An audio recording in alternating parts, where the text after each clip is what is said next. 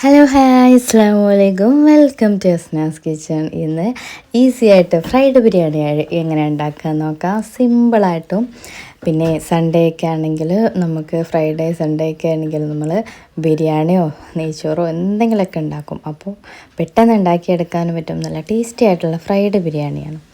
അപ്പോൾ എൻ്റെ ചാനൽ ആദ്യമായിട്ട് കാണുന്നവരാണെങ്കിൽ എന്തായാലും ഒന്ന് സബ്സ്ക്രൈബ് ബട്ടൺ ഒന്ന് പ്രസ് ചെയ്തേക്കണേ. ഓൾ എന്ന ഓപ്ഷനും കൂടി ഒന്ന് ക്ലിക്ക് ചെയ്തെടുക്കുക. അപ്പോൾ ഇങ്ങനെ ഉണ്ടാക്കാൻ നമുക്ക് നോക്കാം. ആദ്യം തന്നെ ഞാൻ 1.5 കിലോയോളം ചിക്കൻ എടുത്തിട്ടുണ്ട്. ചിക്കനിലേക്ക് ഞാൻ 2.5 ടേബിൾ സ്പൂണോളം കോൺഫ്ലോർ ചേർത്ത് കൊടുക്കുകയാണ്.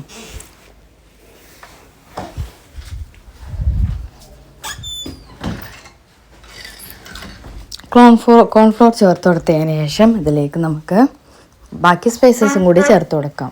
ഇപ്പം ഞാൻ അതിലേക്ക് ഒരു 1.5 ടേബിൾ സ്പൂണോളം മുളക് പൊടി ചേർത്ത് കൊടുത്തിട്ടുണ്ട്.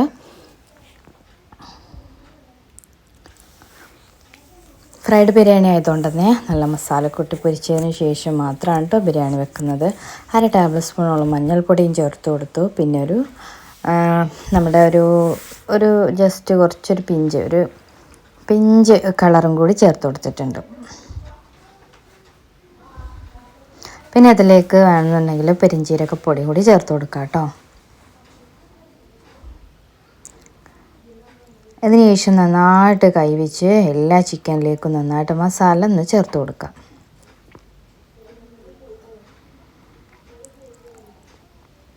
കോൺഫ്ലോർ ചേർത്ത് കൊടുത്തിട്ടുണ്ടെങ്കിൽ ചിക്കൻ്റെ അത് നമ്മൾ ഫ്രൈ ചെയ്യുമ്പോൾ ചിക്കൻ വല്ലാണ്ട് ചുരുങ്ങി പോകത്തില്ല. അതുകൊണ്ട് തന്നെ നല്ല പീസൊക്കെ നന്നായിട്ട് തന്നെ ഉടയാതെ കിട്ടുകയും ചെയ്യും. അപ്പോൾ ഞാനൊരു ഇരുമ്പൻ ചട്ടി വെച്ച് കൊടുത്തിട്ടുണ്ട്. അതിലേക്ക് ഓയിൽ ഒഴിച്ച് കൊടുത്ത് നന്നായി ചൂടായി വരുമ്പോൾ നമുക്ക് ഈ ചിക്കനെല്ലാം ഒന്ന് ഫ്രൈ ചെയ്തെടുക്കാം. ഞാൻ ജസ്റ്റ് ഒന്ന് ഫ്രൈ ചെയ്തെടുക്കല്ല കേട്ടോ, ഞാൻ നന്നായിട്ട് തന്നെ ഡീപ്പായിട്ട് തന്നെ ഫ്രൈ ചെയ്തെടുക്കുന്നുണ്ട്.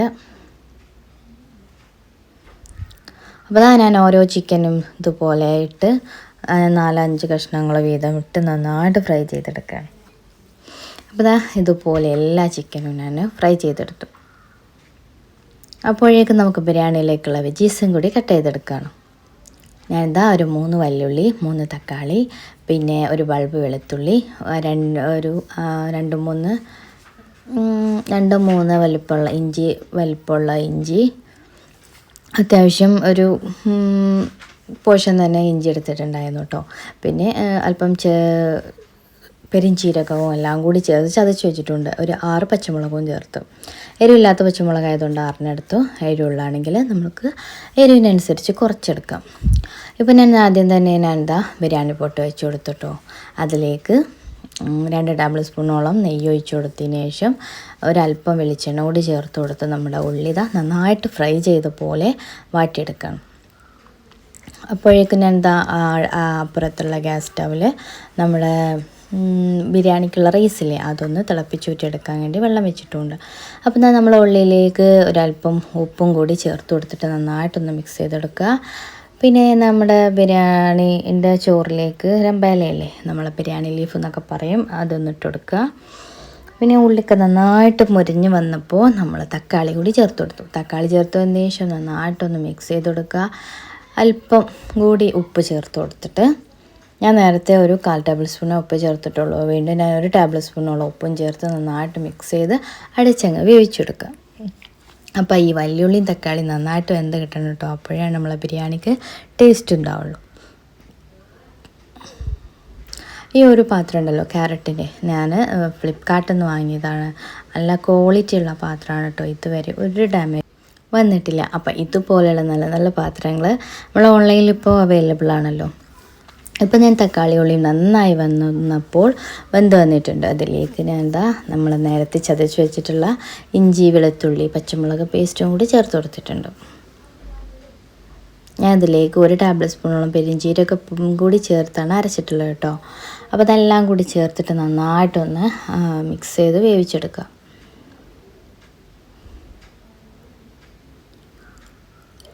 നമ്മൾ വെള്ളം വെച്ചതുകൊണ്ട് തന്നെ വെള്ളമൊക്കെ നന്നായിട്ട് മറിയുന്നുണ്ട് കേട്ടോ. അല്പം ഒരു 1.5 ടേബിൾ സ്പൂണോളം കല്ലുപ്പും കൂടി ചേർത്ത് കൊടുക്കുക. അപ്പോൾ ആവശ്യത്തിനുള്ള ഉപ്പ് ചേർത്ത് കൊടുക്കുക. ഞാനിപ്പോൾ 1.5 ടേബിൾ സ്പൂണോളം കല്ലുപ്പാണ് ചേർത്ത് കൊടുത്തത്.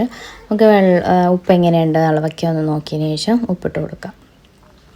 അപ്പോൾ ഞാൻ എന്താ ബിരിയാണി അരിയില്ലേ അത് നന്നായിട്ട് കഴുകിയെടുത്ത് ഊറ്റിയിട്ട് ഇതിലേക്ക് ഇട്ട് കൊടുക്കുന്നുണ്ട്.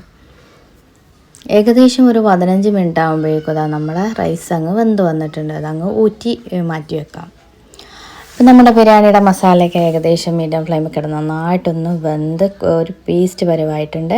ഇതിലേക്ക് ഒരു 2 കൈപ്പിടി മല്ലിയില, ചപ്പും പുതിനയില്ലേ അത് കട്ട് ചെയ്തതും കൂടി ചേർത്ത് കൊടുത്തു. നന്നായിട്ടൊന്ന് മിക്സ് ചെയ്തെടുക്കുക. ഇനി നമുക്കിതിലേക്ക് വേണ്ടത് ഒരു 2 കപ്പോളം തൈരാണ്. ഏകദേശം 1.5 കപ്പോളം തൈര് ചേർത്ത് കൊടുക്കണം കേട്ടോ.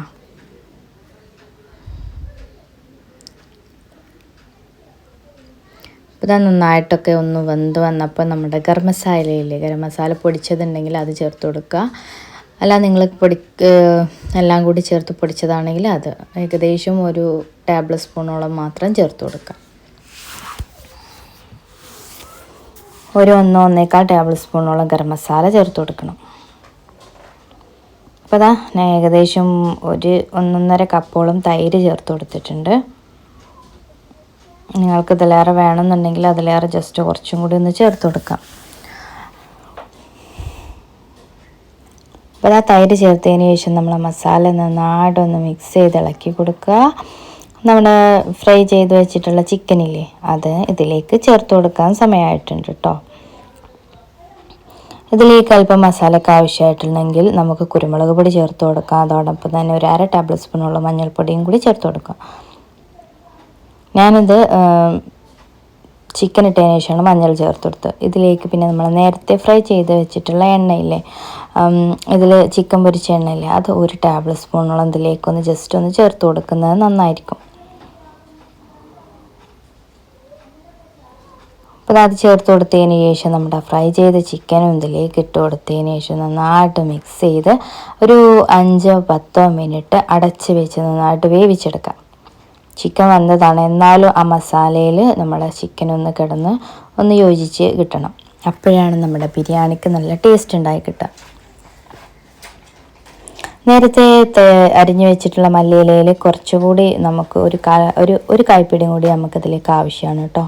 ഞാൻ എന്താ നേരത്തെ പറഞ്ഞില്ലേ, ഞാൻ ചിക്കൻ വിട്ടതിന് ശേഷം ഞാൻ കളറ് നോക്കിയതിന് ശേഷമാണ് മഞ്ഞൾപ്പൊടി ഇട്ട് കൊടുത്തത്.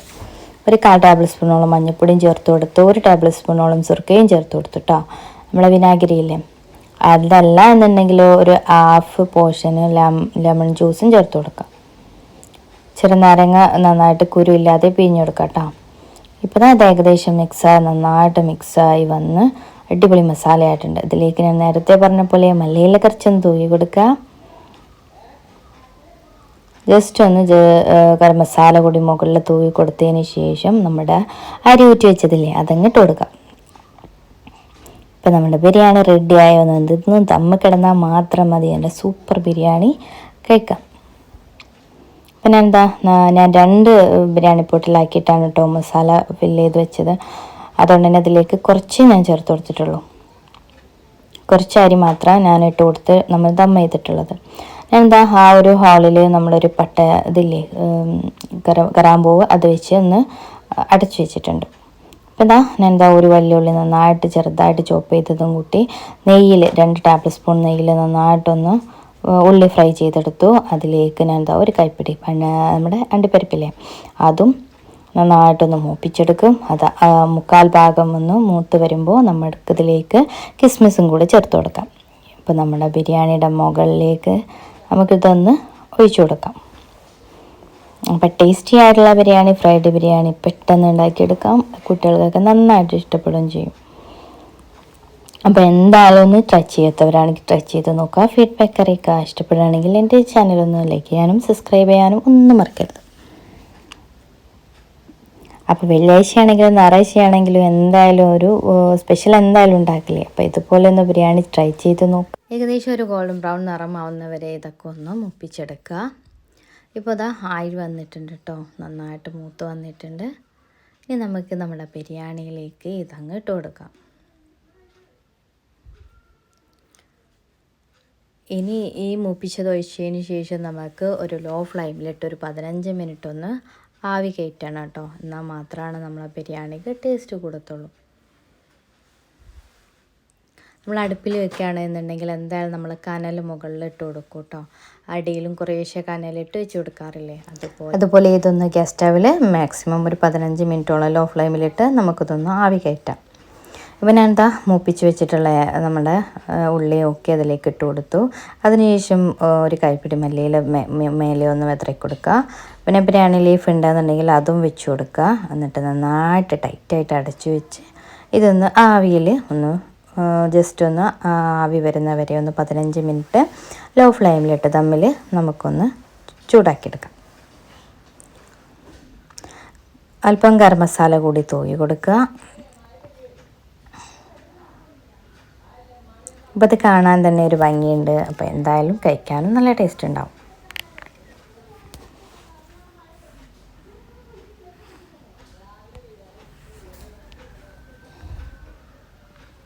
ഞാൻ നന്നായിട്ട് ടൈറ്റായിട്ട് അടച്ചു വെച്ച് കൊടുത്തു. ഇതിൻ്റെ ആവി പുറത്ത് പോകാതിരിക്കാൻ വേണ്ടി ഞാൻ നേരത്തെ കറാമ്പൂ വെച്ച് അടച്ചിട്ടുണ്ടായിരുന്നു. അപ്പോൾ ഇതുപോലെ ചെയ്ത് 15 മിനിറ്റ് തന്നെ നന്നായിട്ട് ആവി കയറി. കണ്ടില്ലേ, ഇത് മൂടിയിലാകെ ആവി കയറിയിട്ടുള്ള. അപ്പോൾ ഇതിന് കുറച്ച് സമയത്തിന് ശേഷം മാത്രമാണ് ഇതൊന്ന് തുറന്നു നോക്കിയത്. അപ്പോൾ അടിപൊളി ടേസ്റ്റി ആയിട്ടുള്ള ബിരിയാണിക്ക് റെഡി ആയിട്ടുണ്ട്. അപ്പോൾ എന്തായാലും ഇന്നത്തെ ഞായറാഴ്ച അടിപൊളി ബിരിയാണിയൊക്കെ കഴിച്ച് ആഘോഷിച്ചു. അപ്പോൾ എന്തായാലും ഇതുപോലെ ഒന്ന് ട്രൈ ചെയ്ത് നോക്കുക. എൻ്റെ ചാനൽ എന്തായാലും ഒന്ന് സബ്സ്ക്രൈബ് ചെയ്തേക്കണേ. നിങ്ങളെ സപ്പോർട്ടിനും ഇതുവരെ തന്ന സപ്പോർട്ടിനും ഇനി അങ്ങോട്ടുള്ള സപ്പോർട്ടിനും എല്ലാം ഒരുപാട് താങ്ക്സ്. അപ്പോൾ എൻ്റെ ചാനലൊന്ന് കാണാൻ വാച്ച് ചെയ്യുക, സ്കിപ്പ് ചെയ്യാതെ കാണാൻ ശ്രമിക്കാം. അപ്പോൾ അടിപൊളി ടേസ്റ്റി ആയിട്ടുള്ള ഫ്രൈഡ് ബിരിയാണി ഞാൻ കഴിച്ചിട്ടങ്ങ് വരാം. അപ്പോൾ ഇനിയും പുതിയ പുതിയ വീഡിയോസായിട്ട് വീണ്ടും വരാം. അതുവരെയും സൈനിങ് ഔട്ട് അസ്നാ സക്കീർ.